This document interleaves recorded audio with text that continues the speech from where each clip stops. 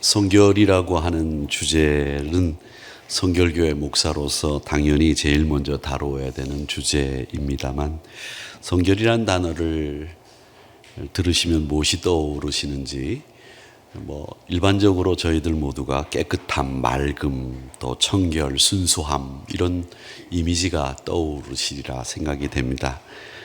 그리고 성결이라는 단어는 참 듣기만 해도 좋은 단어입니다.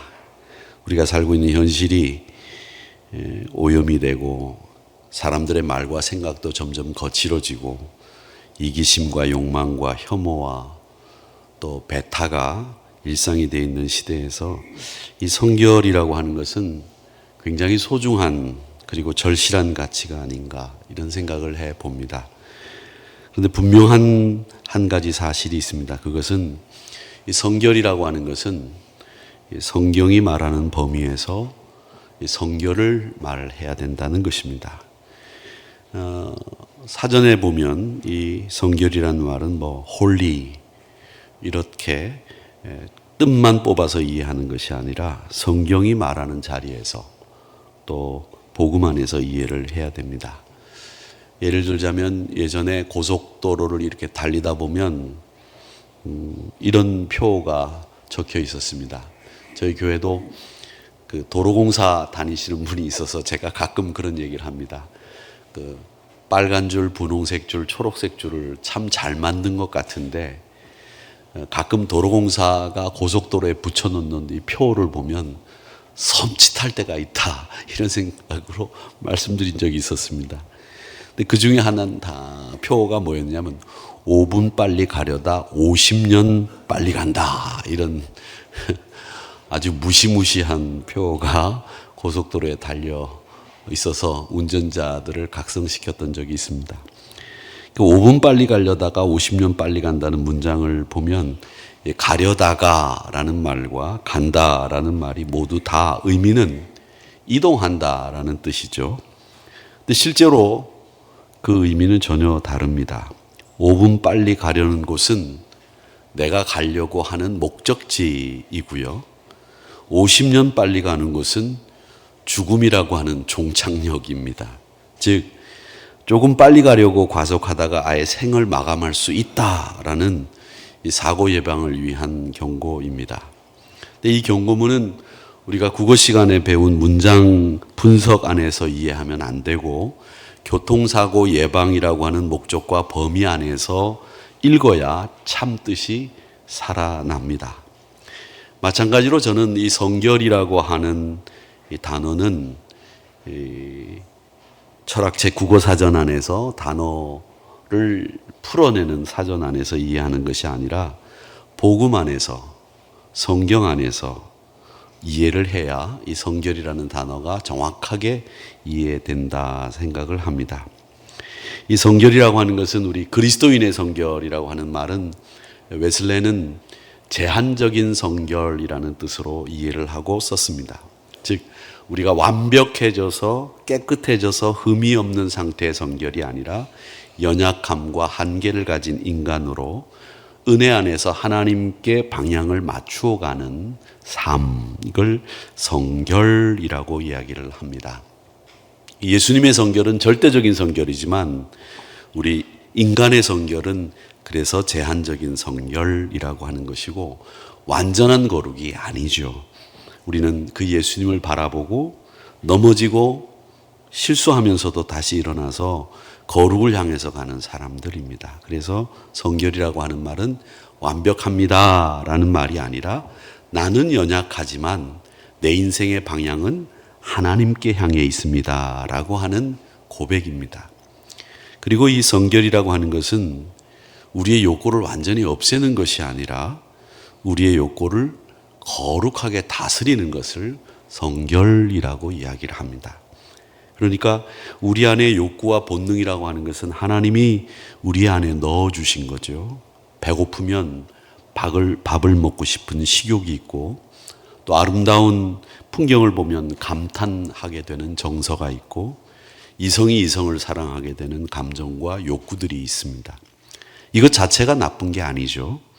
하나님이 주신 아름다운 선물입니다. 근데 문제는 요즘 시대의 그 욕구라고 하는 것이 틀린 방법과 잘못된 방법, 왜곡된 목적으로 사용된다는 겁니다.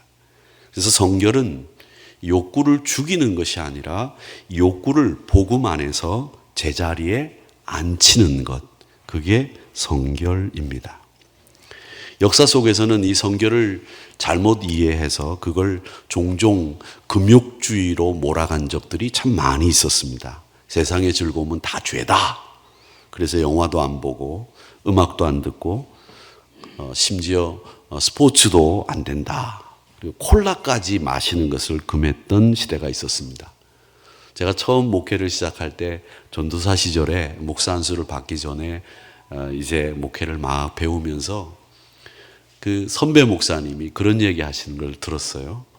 나는 명동에 절대 안 간다. 그때는 명동이 제일 번화했던 거리인데 왜 그렇습니까? 목사님 그렇게 여쭤보면 명동에 가면 온통 죄만 보이고 세상이 다 그렇게 환락에 빠져 있는 소돔과 고모라 같은 곳이기 때문에 나는 명동에 가는 사람 목회자는 안 가야 된다고 생각한다. 그렇게 이야기하셨던 선배 목사님이 계셨습니다. 금욕 자체가 나쁜 것은 아닙니다. 하인리 수소라고 하는 교부는 자기 안에 일어나는 금욕을 컨트롤하기 위해서 그 침대에 못을 박고 잤다고 하지요. 그렇게 못을 박아 놓은 침대 위에서 잠을 청했다고 하고, 또 어떤 교부는 자기의 성적인 욕구를 다스리기 위해서 아름다운 미녀가 죽은 그 시신을 자기 방에 갖다 놓고 썩어가는 것을 보면서 욕구를 다스렸다라고 하는 이야기들도 있습니다. 이 금욕을 성결의 절대 기준으로 삼을 때는 문제가 됩니다. 그래서 웨슬리는 뭐라고 얘기했느냐면 이건 교만의 딸이라고 이야기를 했습니다. 그러면서 말씀 공부는 안 하면서 기도 생활은 없으면서 괜히 환상이나 꿈이나 묵시나 음성을 따라다니면서 이건 하나님이 내게 주신 계시다라고 떠벌리고 다니는 사람들, 교회 안에서 영적인 권위를 갖고 싶어 하지만은 실제로는 말씀과 기도의 토대가 없는 사람들, 이걸 웨슬리는 열광, 또 교만의 딸 이렇게 불렀습니다. 성결은 그렇게 그 율법의 틀 안에서 혹은 신비의 과열 속에서 도취되는 게 아니죠. 참된 성결은 욕구를 부정하지는 않되 말씀과 성령 안에서 이걸 바르게 다스리는 것을, 그런 삶을 성결이라고 그렇게 이야기를 합니다.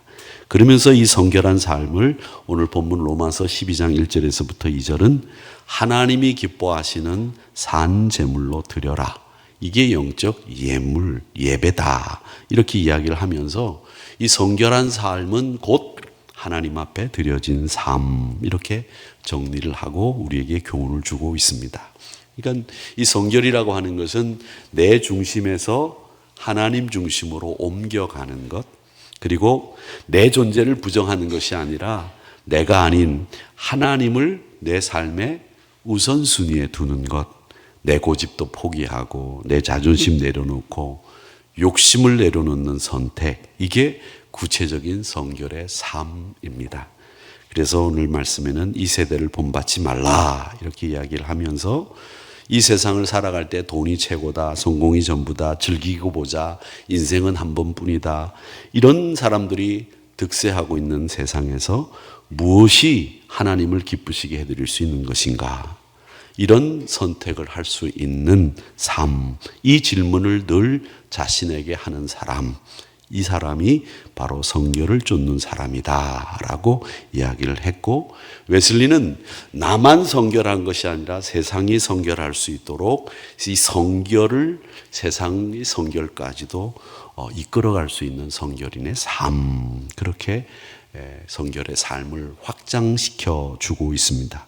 스가랴서 14장 20절 말씀에 보면 말방울에까지 여호와께 성결이라고 하는 패를 붙여라 이렇게 말씀을 하시는 것은 바로 우리가 살고 있는 이 세상을 성결로 만들어 가야 된다라고 하는 스가랴 선지자의 말씀이라고 하는 것을 우리가 알 수 있고요.